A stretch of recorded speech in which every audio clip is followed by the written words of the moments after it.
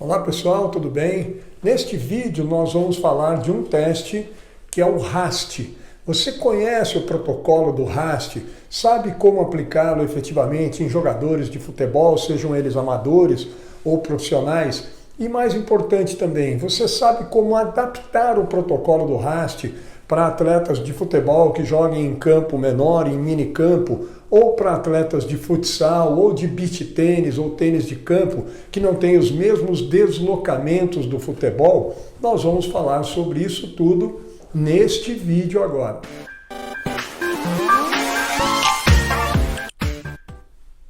Muito bem, então, gente, vamos lá. Primeiro vamos conhecer o RAST, o protocolo original aí do RAST, concebido fundamentalmente, foi um teste, um protocolo de teste, concebido para o futebol, para medir efetivamente o quê? A aceleração do atleta, a força rápida de aceleração, e a partir daí, pelo deslocamento dele, em função, pela velocidade de deslocamento dele, a distância, então o tempo que ele faz, e a massa, o peso corporal dele, nós temos condição de encontrar uma medida de potência de membros inferiores desse atleta na ação de uma corrida em máxima velocidade, na verdade em aceleração, ganhando velocidade.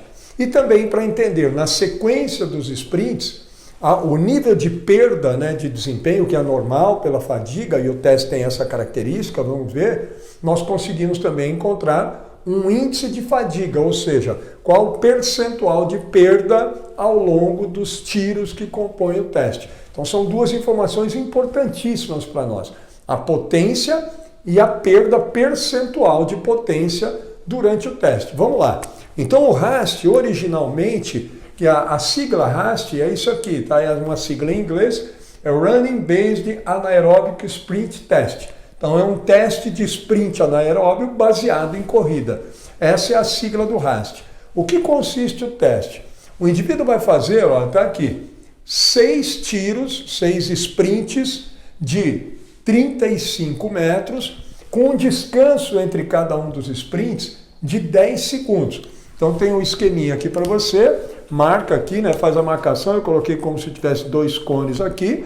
Ele sai daqui, faz um sprint na máxima velocidade em linha reta de 35 metros. É fundamental que você tenha o que eu vou chamar aqui de uma área de escape, além dos 35, mais 5 metros, para ele não ter que frenar muito rápido, não ter uma parede ali. E aí, obviamente, ele vai diminuir a velocidade um pouco antes. Então ele tem que ter essa segurança, essa tranquilidade para passar aqui da linha na máxima velocidade e depois começar a frenar. Então você dê aí uns 5 metros.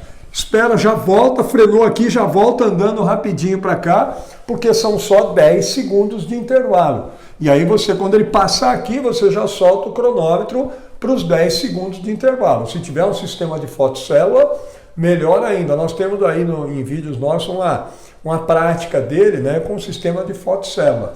E agora, ele já para aqui, você dá o sinal, prepara, quando tiver faltando 2 segundos, prepara, vai. Aí ele saiu, também aqui você precisa desses 5 metros.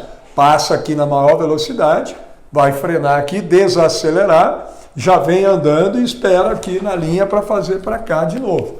6 sprints, 3 para cá, 3 para lá, com 10 segundos de intervalo entre eles.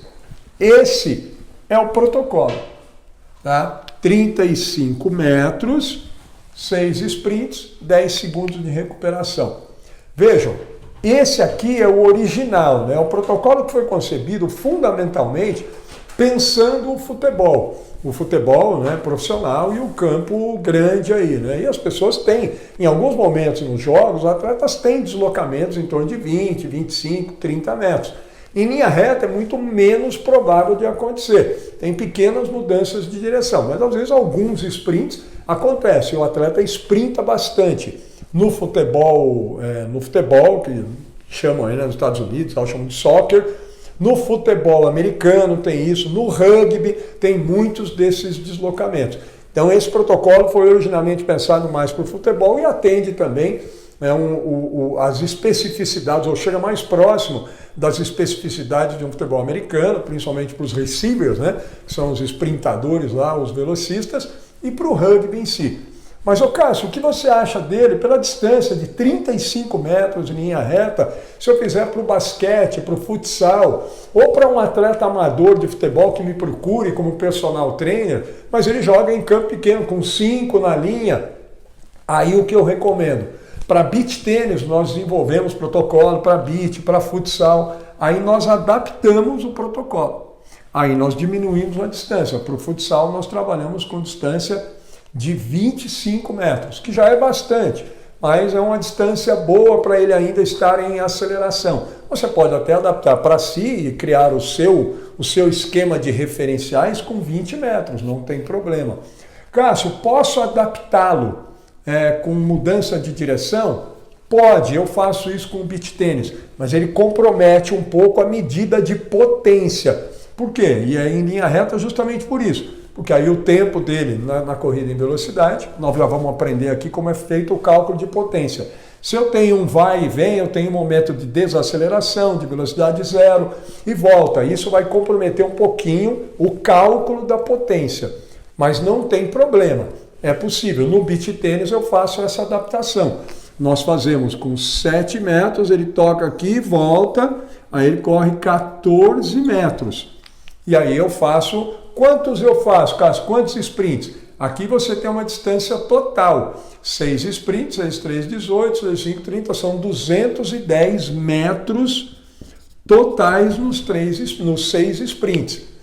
Para o futebol é isso. Para o futsal eu não preciso de toda essa distância. Para o beach tênis também não. Então eu faço adaptações com a distância que ele vai fazer o sprint. No basquete, por exemplo, são 20 metros, é o máximo, porque a quadra tem 28, eu não preciso mais do que isso, são 20 metros, e aí qual a distância total? Quer dizer, quantos sprints ao todo? Você vai calcular em função disso. No beach tênis, por exemplo, eu trabalho com 150 metros totais, 140, 150 metros totais, aí eu vejo o número de sprints em si. Adapte dessa forma, por quê? 35 metros em linha reta, né, não tem relação com especificidades e demandas de nenhuma das modalidades de quadra. De campo, sim. E também de campo quando é um atleta amador que joga em minicampo. Então vale a pena fazer essas adaptações. Com jogadores amadores de minicampo, nós fazemos distâncias de 20 metros de aceleração. E aí fazemos 160 metros, 140 metros totais.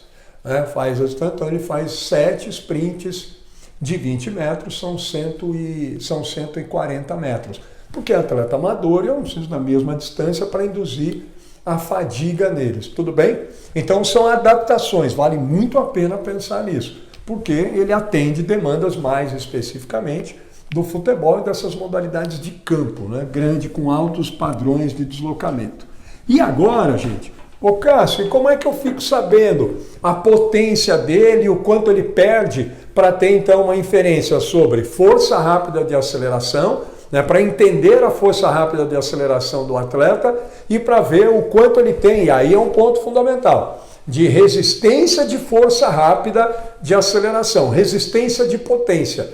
Como são 6 tiros, com 10 segundos de intervalo, a ideia do teste é justamente induzir fadiga de um tiro para o outro, de um sprint para o outro. Cada um dos sprints em atletas de ponta dura em torno de 4 segundos, 4 e pouco, 3.8, 4,5, e a fadiga vai instalando, vai até uns 5 segundos, tá? Dependendo do nível do atleta, mas em profissionais é por aí.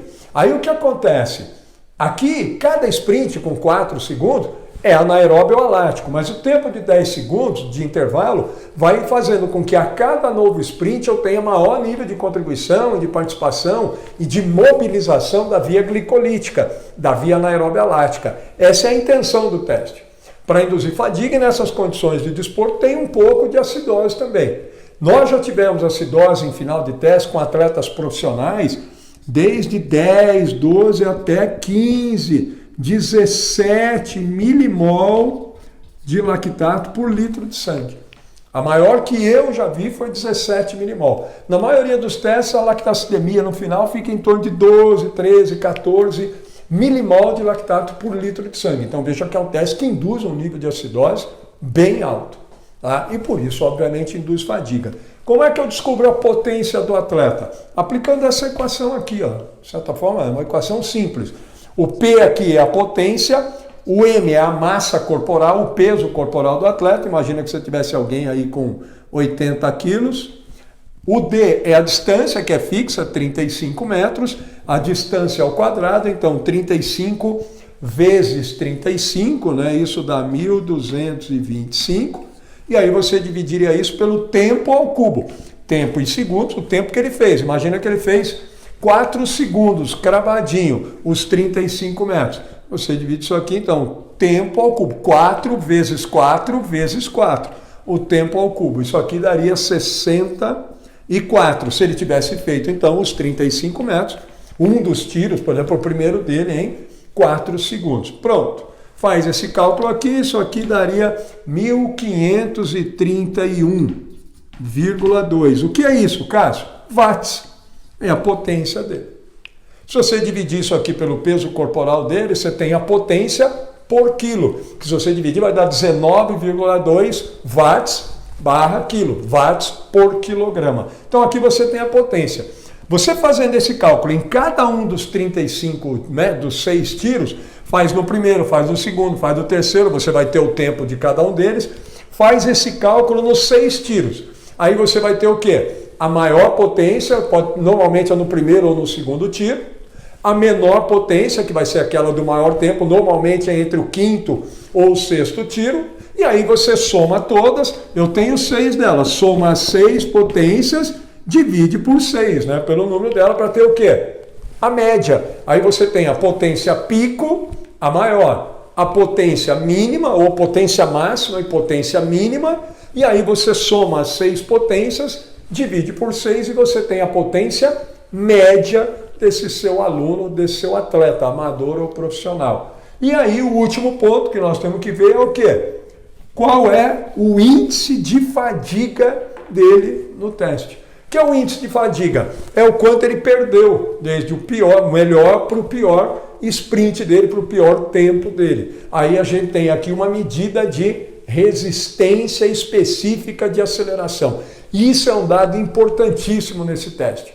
Uma coisa é saber o quanto ele tem de força rápida de aceleração, pela potência dele e, obviamente, pelo tempo dele.